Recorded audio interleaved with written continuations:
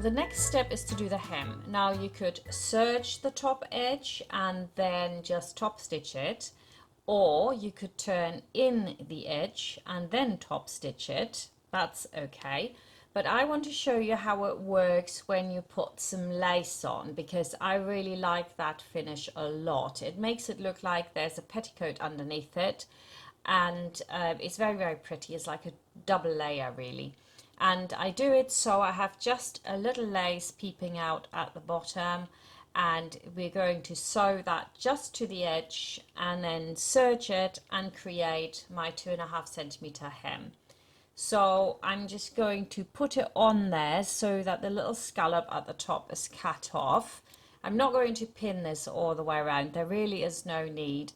I just want to show you here what it's going to look like when it's done. So once we've sewn that together, we'll pull down the skirt and we create this extra layer, and that will get me to that 2 to 2.5 centimeters depending on, of course, the width of my lace. So what I'm going to do here is just have a good look which is the right side and the wrong side of the lace, and then I'm going to put it together right sides facing, and I'm going to fold over this end so that when the other end comes over it's really neat. So I'm just going to pin that, that's all I pin, and then I'll go over to my sewing machine and I'll sew it on, and it'll look ever so pretty. So it's folded over towards you, and I can actually see what I'm doing through it, and I'm lining up the edge of my presser foot with the skirt fabric that I can see through underneath. Really, I could obviously also line up the scallop to one of the markings on the needle plate, but that really isn't necessary here. So it just works like that. Now some of you might just want to do that straight away on the serger, and if you are a good sewer and you've not sewn since yesterday, then I definitely would recommend that. I would do that too, but I thought I'll show it here the long way around, simply because if you haven't been sewing for a long time, you might, you know, slip off, cut into your fabric, whatever, don't get the distance right. So it's more accurate when you do it like that, as a beginner at least. So we're going to sew all the way around. This is so beautiful. I love this technique, and I've seen it a lot actually when people sewed it on the Natalie dress and they still didn't understand the rolling over of the fabric so that you create this full petticoat, if you will. It's so simple, and it's so much nicer than just banging the lace on the edge and then it just hangs down from exactly the end of the fabric. It just doesn't work as well. So make sure you do it like this. And then when we come to the end, we'll just let it overlap a little bit and secure our stitches. And that's it. Done. And now I'm going to go straight over to the overlocker or the serger, and I'm going to serge it off so I get a really neat finish here. That looks so lovely. And you need to find also your fixed point on your serger as to where you want it to be cut. Now I want to cut off obviously the scallop, so I need to move it a little bit over there, you know, so all the sergers are different. This is the 1034D by Brother.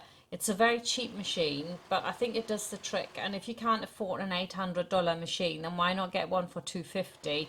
It does the trick. I've bought 3 of these over the years for various places that I worked in, and everybody that I know starts getting this machine. I think it had something to do with the popularity of this machine. And you can also get that in our Amazon shop. You can order it through us, support a small business. We'd be very happy if you do that. So there we go. Oh, no, I'm not round yet. So in a minute. Anyway, this is a very good machine, and we have got the link to the Amazon shop in your instructions as well. At the very end, it's the last page, so that you can find all the equipment I use is also on there. Right, let it overlap a little bit, cut off your thread, and now comes the intriguing part, or the part I really love. But before I do that, I think I overlapped it a little bit much here, so I'm going to take my little scissor and I'm going to cut this back a bit.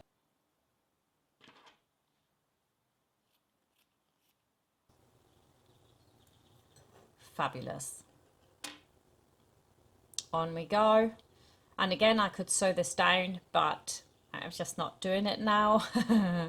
You could do. And I'm just going to move down my fabric now so that one point of the lace is showing, and it's got like these little holes in it, embroidery anglaise, and I'm going to that certain point all the way around and just roll the fabric down and then press it in, and that'll give me the most even edge, and then I can pin it.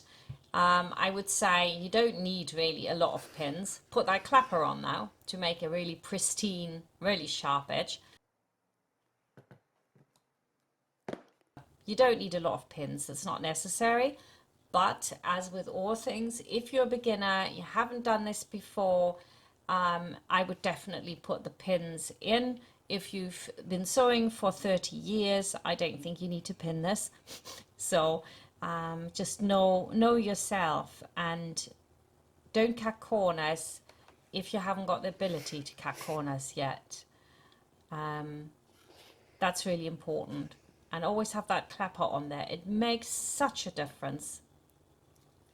And it looks so beautiful when you do it like that. And this is actually another ironing pad I've got from Cottage Lane in New York.